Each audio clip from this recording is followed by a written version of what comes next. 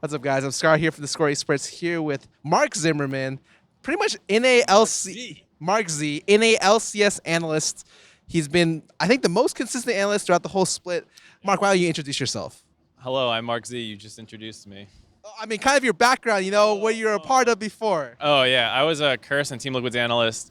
I started before season 4, starting with helping them get back in from relegations, and then I was with them until partway through season 6, and I was pretty much on my way out during most of that because I was just done with coaching. What made you kind of want to quit coaching?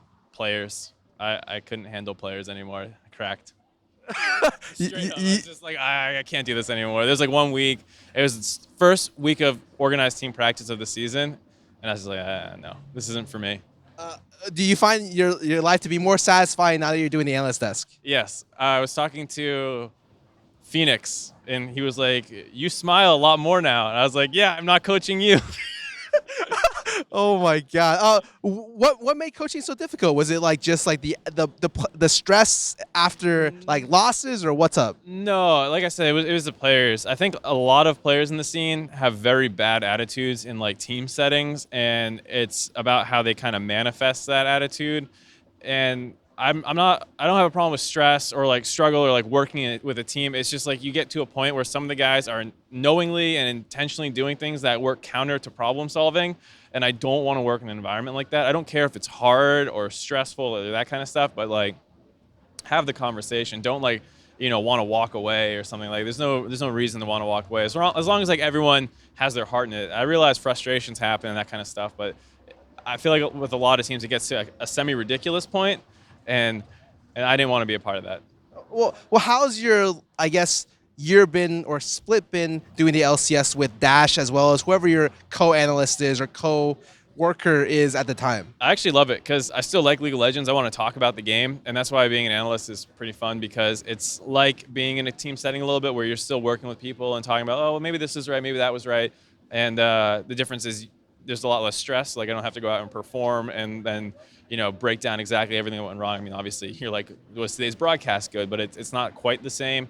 And on top of the fact that everyone's attitudes are just better, partially because it isn't as stressful as an environment, but just it's the best of both worlds where I get to be, working with people I really want to work with on top of still talking about League of Legends. I have a question. So I find that sometimes it's very hard to keep up to date with like really, really strong, I guess, knowledge about the game, especially if you deviate from the competitive scene because they're literally like underwater being like surrounded by a sea of knowledge every single day. You talk about the game 12 hours a day, and now that like at least personally, since I'm out of the scene, sometimes I find that my knowledge may be lacking in a lot of different areas. Do you feel like that's the same thing for you? Yeah, absolutely. Like there was a game yesterday, I think that was Syndra Talia, and I was like, I'm not 100% sure how this matchup goes. Not even like, oh, I have a rough idea, like Syndra wins early and then this item spike happens. I like no idea exactly how that matchup went. So that kind of stuff you lose, absolutely. Especially for me because I was never like a super high rated player. I relied on player knowledge and then I would build like how the comp's supposed to work based off what they tell me.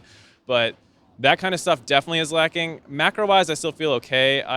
I'm still pretty close with like a lot of the Team Liquid staff, so I'll talk to them about stuff. And I'll like entertain myself throughout the week.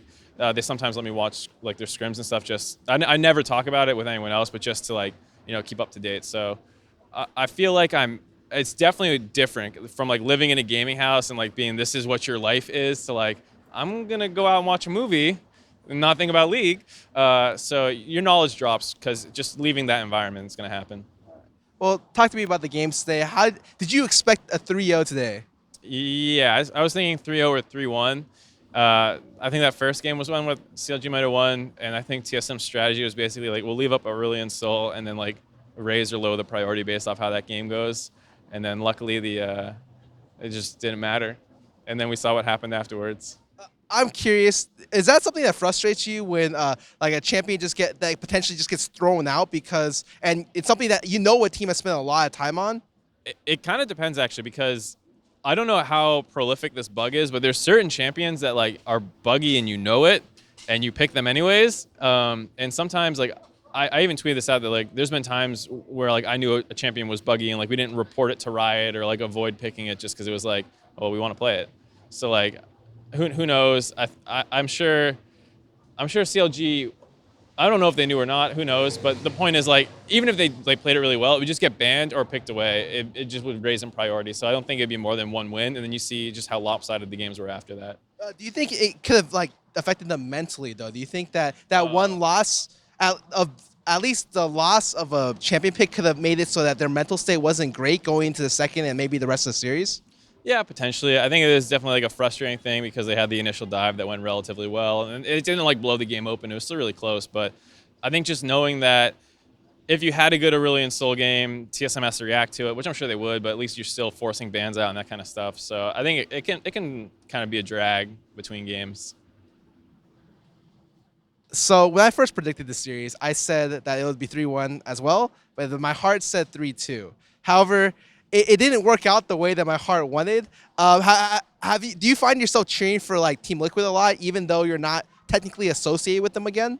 Yeah, it's like an alma mater in a sense, where it's just like I'm not like I have my show that kind of goes on their channel, but that's about it. I'm not really affiliated with them, but I always want them to win. Like I'm still friends with Steve Aronset, the owner, and stuff. So if it was up to me, like yeah, Team Liquid's #1 all the time, but I mean I have to be honest in my analysis, where it's like from what I heard and what I saw in scrims and stuff like that, like yeah, TL wasn't going to beat CLG, and like so when I go up and predict what I think's going to happen, I don't let my wants get in the way.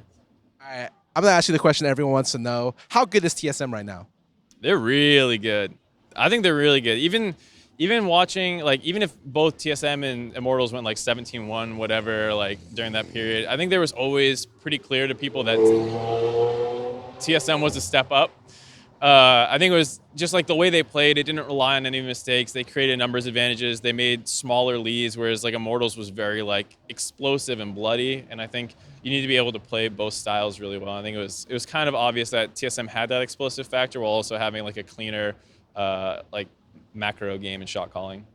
Okay, so next week in Toronto, you got the finals and you got the third place match, which I think Hotshot called the losers match because he's pretty upset. And for good reason, I understand. Someone in the highlights said that too. Oh yeah, and I think Darshan said it, and it just sucks. I understand going to Toronto to play third place isn't the greatest.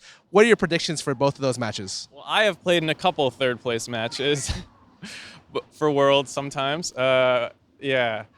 I predict that TSM wins over C9. What's interesting is that like both top laners are like picking GP and like not getting that much help from their team. So I don't think top's going to be super important because I just don't think they'll give up GP really. And I think it'll just be more about like mid bot, which I think probably favors TSM. But C9 seems, I don't know. I think it's TSM favor because C9, they just like play well, but they're not like dominant in any facet really. And I think Immortals will probably bounce back again and beat CLG. I don't know why. They just seem like a team that loses semis, wins third, fourth. I don't know. All right, are you going to be there for finals? Because I don't think it was confirmed before, so I myself don't know. I will be in Toronto, buddy. Are you excited? Oh, yeah, absolutely. I will be there. Not next to you, but like kind of in the same area. Are you excited to be doing the analyst desk for a NA finals? Yeah, I'm actually really excited. A little nervous because I'm not like the most hype person, and you're supposed to be, hyped up for this. So we'll see how that goes. Did they warn you that you don't get someplace to sit? You have to stand the entire time. What? Like between games? Oh no, not between games. But like, I mean, the analyst desk is standing. oh, is it? I actually thought that there were chairs behind there, Man, but I stand the whole time for the segments. I'm ready to stand. That's about it. do you have anything to say for people who have been MarkZ fans their entire lives who are watching this interview? If you've been a MarkZ fan for a long time, then you know I usually don't say stuff to the fans. I'm usually like, no, I have nothing to say to you. Follow my Twitter if you want to hear your thanks.